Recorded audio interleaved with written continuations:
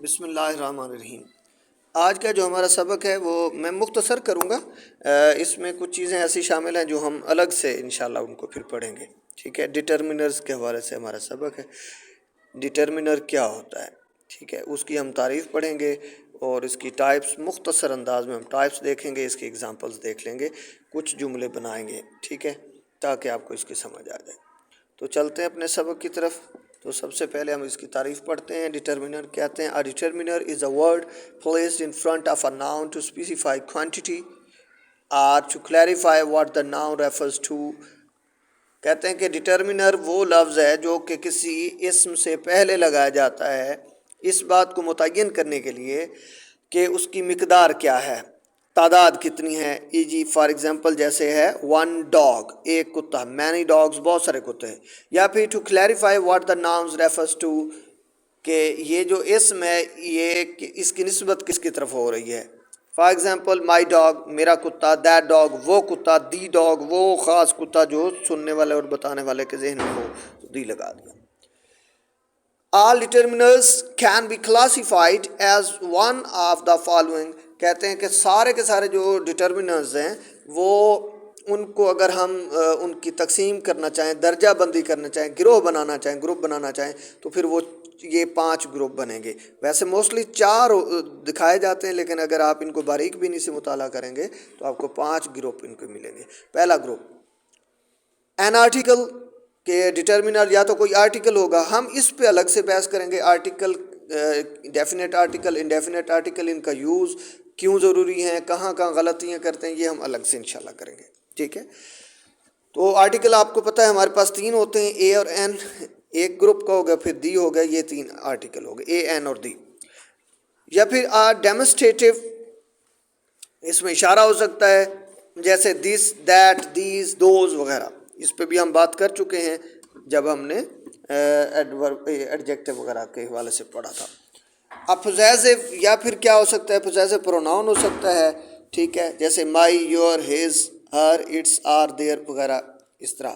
یا کوانٹیفائر، کوانٹیفائر سے مراد مقدار بتانے والا، ٹھیک ہے، جیسا کہ اس کی عام مثالیں ہیں ہم دیتے ہیں مینی، مچ، مور، موسٹ، سم وغیرہ، یہ جو آ جاتا ہے، ٹھیک ہے۔ اسی طرح 5ویں اس کی ہے ڈسٹریبیوٹیو ڈٹرمنر۔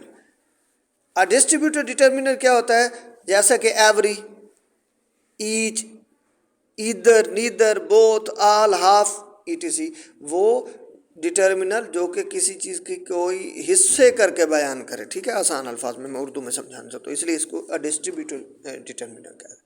ہم ان کی مثالیں دیکھ چکے ہیں، ان کی تعریفیں بھی ہم نے پڑھ لی ہیں، تو ہم اب ڈٹرمنر کی ایگزامپلز ورڈ اس میں سینٹینسز میں دیکھتے ہیں کہ ہم ان کی پہچان کیسے کریں گے۔ تو پہلا فقرہ ہم دیکھتے ہیں، my house is being renovated. تو ہاؤس کی نسبت کس کی طرف کی، مائی کی طرف، ٹھیک ہے۔